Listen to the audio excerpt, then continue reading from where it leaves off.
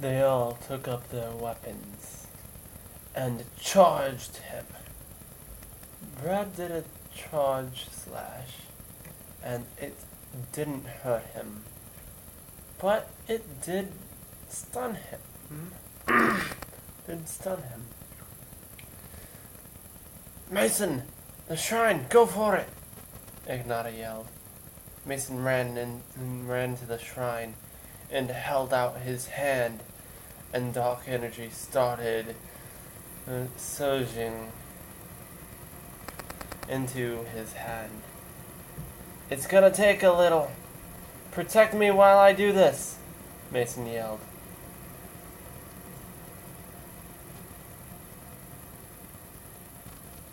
They all got between Mason and the boss. Mason and the boss charges. There needs to be a comma there. Why is this full of errors? And the boss charged.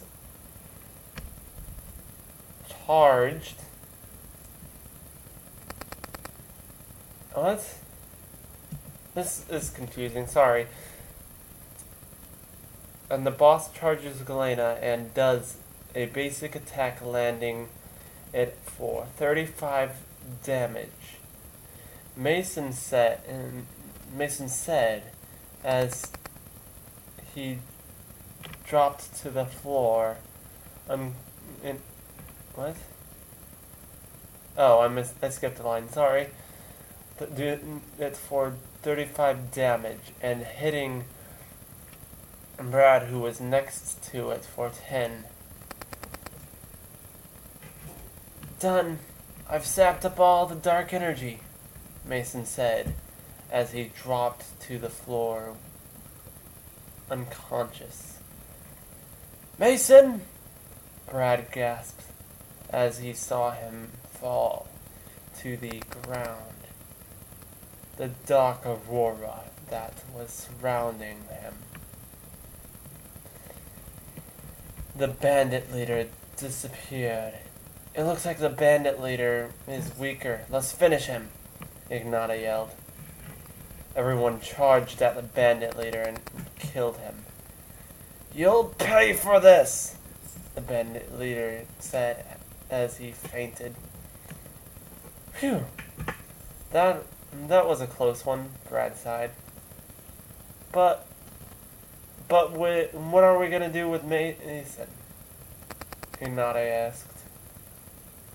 Well, take him to a house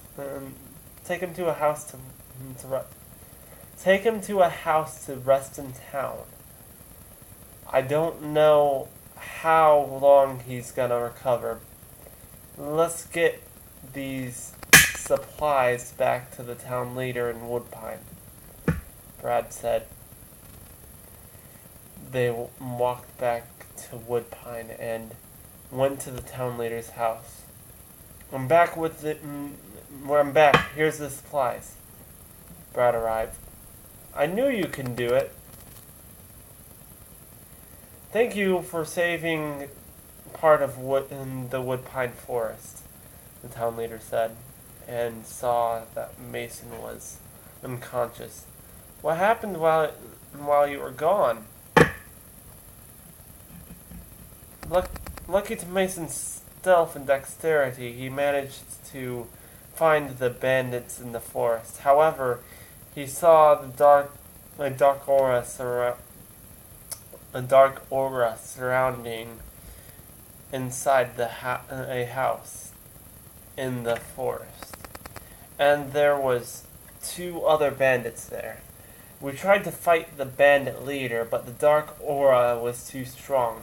Mason saw a shrine in there that was corrupted, and the house. We protected him to absorb the dark energy, but he fainted afterwards. Me and Galena got injured in the battle, but we did it, though. Brad explained. What was that?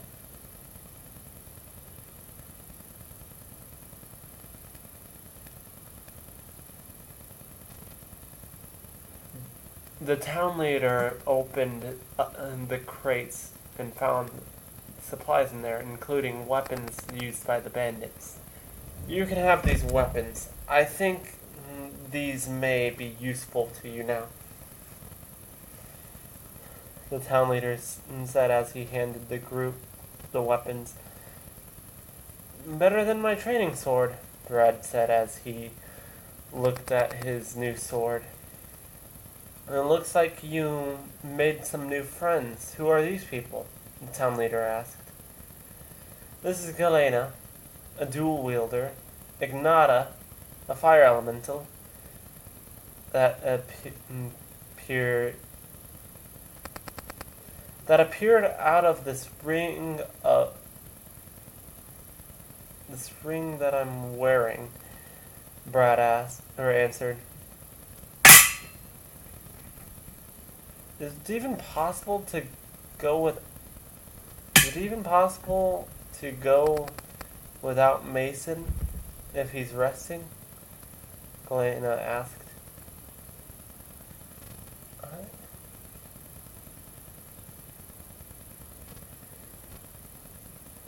I know for a fact that there is no limit to party sizes, but he might wake up and go somewhere else. We might need a break from battling, though, Brad said. Thank you for the information on this situation. We'll see you again soon, the town leader said as they were leaving. So it's just us for now? Brad asked Galena and Ignata. Yep. You're with the pretty gals. Now, Ignata and Galena smiled. What would we do though? Brad asked. Everyone was thinking. I was thinking about what to do next. Let's go to the beach. It's still daylight out. Brad sparked an idea to Galena and Ignata. I could use some relaxation. Ignata agreed with Brad's idea. Where is it located? Brad asked Ignata. I'll show you the way, Ignata said as they started walking. How do you know where all the places are? I'm only familiar with this area, Brad asked. I've been here a bit longer before you came, Ignata giggled.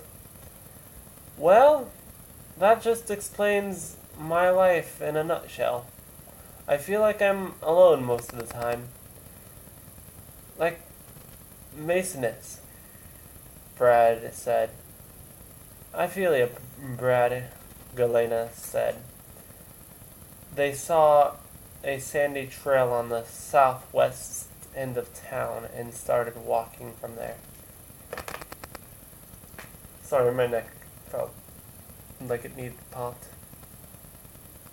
Oh. I don't think Mars is supposed to be there.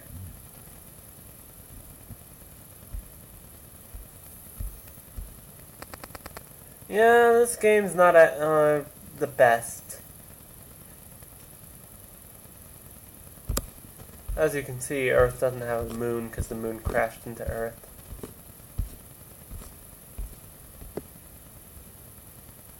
But yeah. Anyways. Mason was partially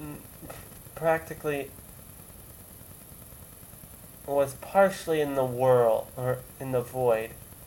His physical body in the regular world, but spiritually he was in there. You must focus, Mason. Use the dark power to increase your own power, Dusk said. I'm trying, but it won't listen. I thought my my band gave me control over darkness, Mason said. This is pure.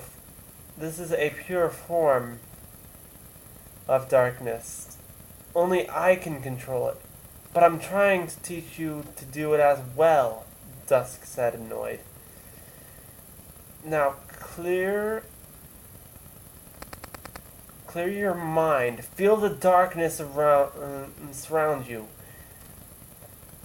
And become part of you. Dusk continued. Mason cleared his mind and pictured the darkness becoming part of him. As he did so, the darkness slowly bent to his will and flowed into his band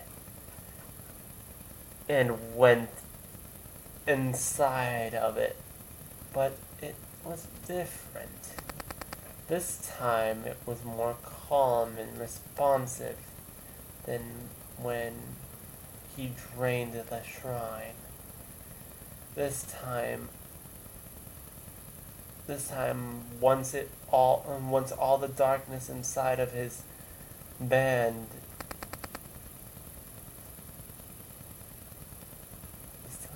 once all of the darkness was inside of his band, Dusk said, "Now, make it part of your band. Picture it gaining power." Mason's band started glowing, and his band got bigger, and it had new markings on it. "Well done, you have used your energy to get stronger. With that, I gift you Void Sight, so that you may see like an assassin, and see if there are more shrines in the area. Also, Mason, when you get back to your world, use Void Sight right away. I left you a present that only you can find. Goodbye, and good luck, Mason," Dusk said as Mason drifted back to the regular world. Mason sat up and looked around. "Am I in town? How did I get here?" Mason said to himself, then remembered what Dusk said and used Void Sight.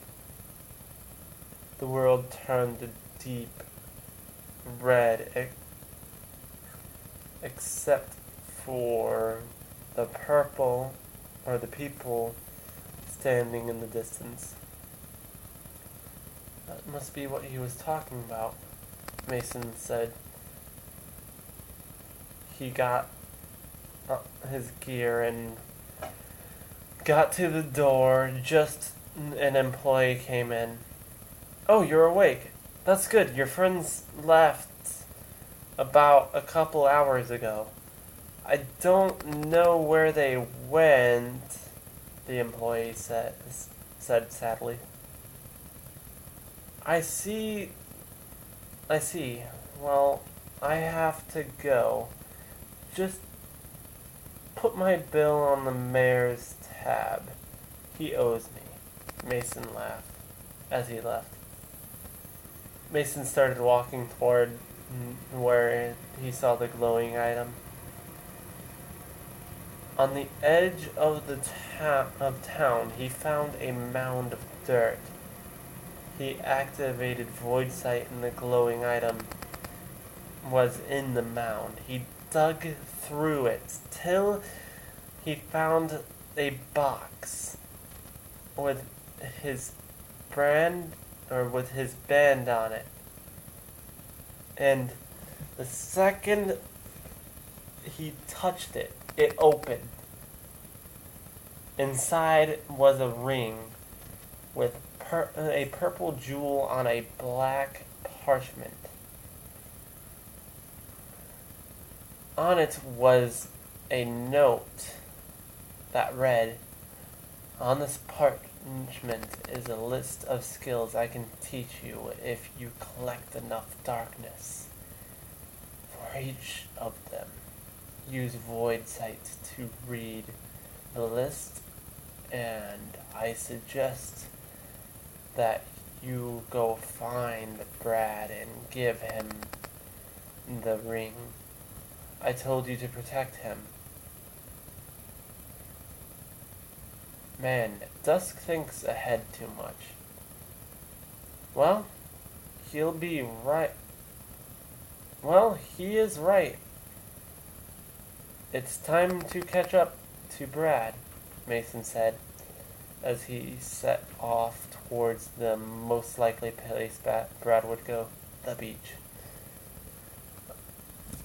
I'm gonna read another paragraph of this so that way I catch up, because I ended in the middle of a paragraph, which I don't like doing, and I also only had like a half of a story session last time, so this one's short though. Mason was on his way. He could smell the sea and air. And he also saw some rocky sea cliffs. "I'll get up there. Maybe I can see Brad," Mason pondered. He ran to the cliffs.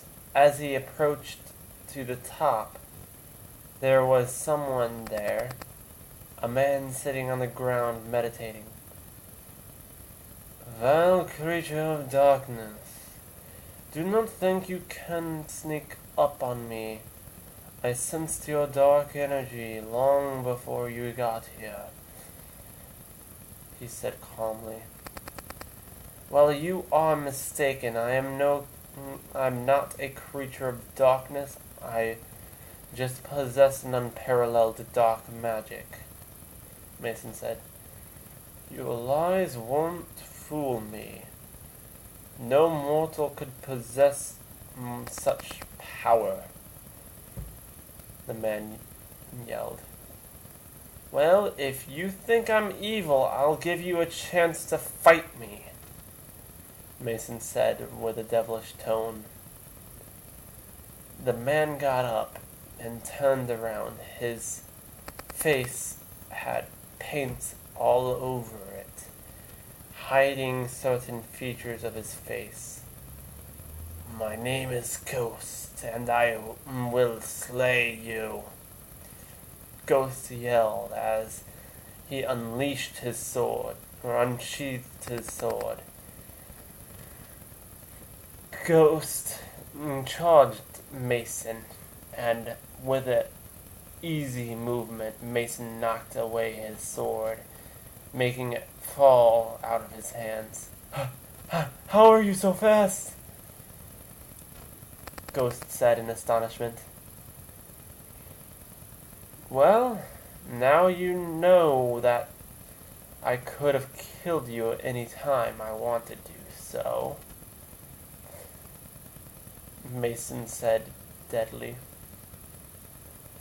"Then who and what are you?" Ghost inquired. "My name is Mason, and I'm a elf that has dark powers. Thought only to be a myth, I am only looking for my friends, 2 females and a male. They are at the beach, I think," Mason said. "Yes, I saw them. They headed up the beach, about half a kilometer," Ghost said. "Thanks. Also, I have a question for you. Do you want to get stronger?" Mason asked. "Yes, I do, so I can restore my family's honor," Ghost said. "Well, then I have a proposition for you. Why don't you travel with me and my friends? We're gonna be fighting a lot of monsters on our journey," Mason said.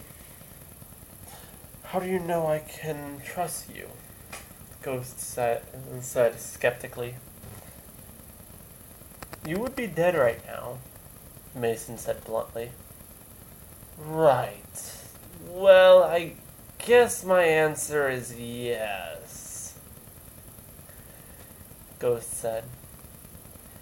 Well, then let's go catch up to my friends, Mason said as they both started running up the beach to get Brad.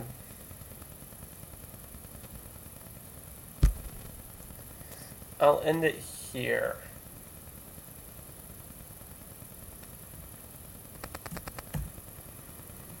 But yeah, as you can see, there's even more mischief amongst the solar system.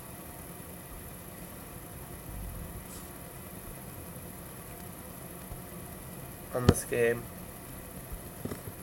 I like using games as backgrounds.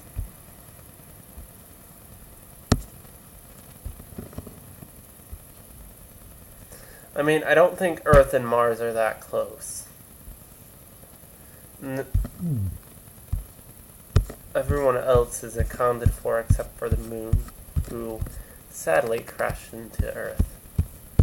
Earth was hot for a few years on the game. But yeah. Have a wonderful day. Oops.